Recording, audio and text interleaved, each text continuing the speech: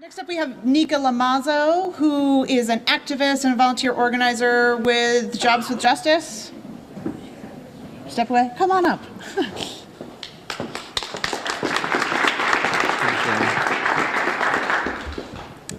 I stand here today with Rhode Island Jobs with Justice as an activist, a woman, and a waitress.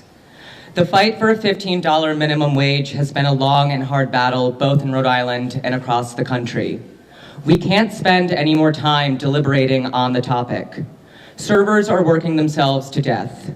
We're often paid late, our wages are often stolen, and we're overworked and underpaid. We have no safety network to rely on when we are sick or unable to come into work for various personal reasons. We are forced to work in environments that are rife with sexual harassment. And more often than not, those cases of harassment go unreported. You may ask why, and the answer is unfortunately very simple. Sexual misconduct has been the business model for the service industry since its creation.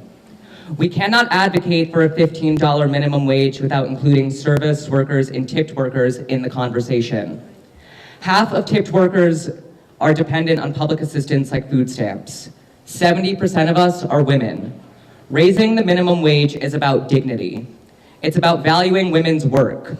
Poor women, women of color, trans women, all women.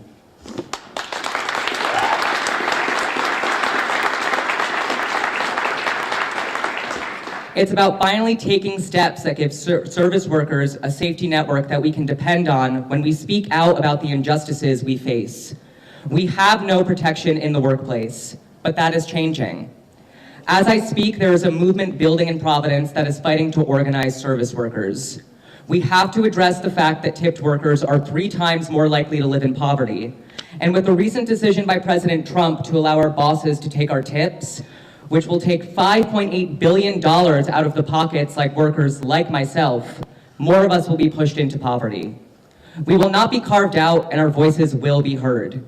And that is why I stand here today with Jobs with Justice, who have fought for workers' rights and policy that eliminates wage theft both on the streets and in the State House.